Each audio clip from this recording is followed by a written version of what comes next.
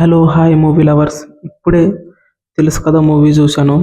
సిద్ధు జొన్నలగడ్డ మళ్ళీ కంబ్యాక్ ఇచ్చాడని చెప్పొచ్చు. మూవీ అయితే ఎక్సలెంట్ ఉంది భయ్య. థియేటర్లకు వచ్చిన జనాలు కూడా ఎంటర్టైన్మెంట్ అయ్యి ఫుల్ఫిల్గా థియేటర్ నుంచి బయటకు వెళ్ళిపోయారు. అంత బాగుంది సినిమా అయితే. ఎందుకు ఇంత పొగిడేస్తున్నావు అని మీరు అనొచ్చు. మీరు థియేటర్కి వెళ్ళి సినిమా చూసిన తర్వాత రివ్యూ చూడండి, మీకు అనిపిస్తుంది. మెయిన్ క్యారెక్టర్స్ సిద్ధు జొన్నలగడ్డ, రాశికన్నా, శ్రీనిధి శెట్టి, వివార్ష, ఈ 4 క్యారెక్టర్సే మనకు స్క్రీన్ రన్ టైం మొత్తం కనిపిస్తూనే ఉంటారు. 2-3 లొకేషన్స్లో మాత్రమే ఉంటుంది.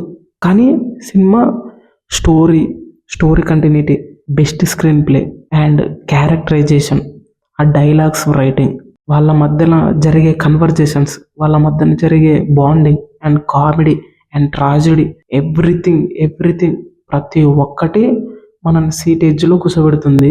అంత క్రియేటివిటీగా ఉంటుంది సినిమా అయితే.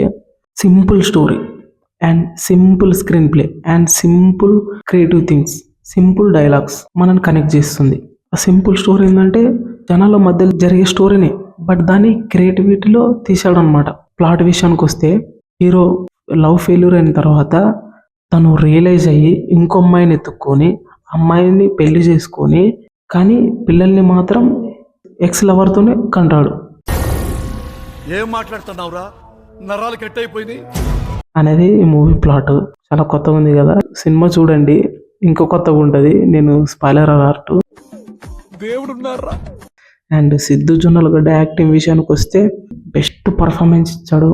అంటే డీజేటీలో స్క్వేర్, ఈ మూవీస్లో కామెడీ నుంచి మనకి ఎంటర్టైన్మెంట్ చేశాడు. తన యాక్టింగ్ కళ్ళల్లో కనిపిస్తుంది, అలా ఉంది యాక్టింగ్.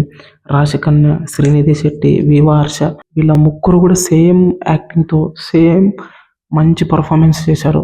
పీక్స్ యాక్టింగ్ అయితే, natural acting and natural locations, ఎక్కడ గ్రాఫిక్స్ అనిపించదు.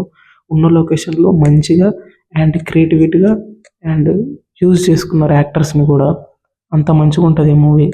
సినిమాటోగ్రఫీ అయితే డిఓపి చాలా మంచిగా చేశాడు.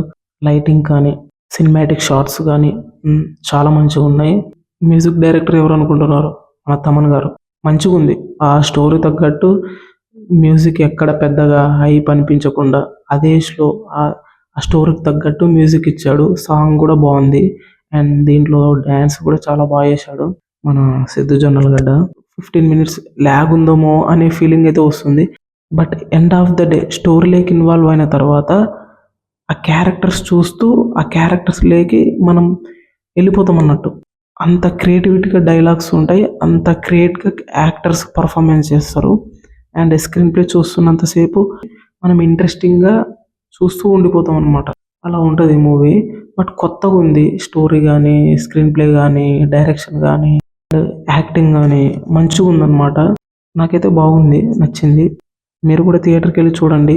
ఇది గైస్, తెలుసు కదా రివ్యూ. నెక్స్ట్ కొత్త ర్యాంప్ కాదు, కే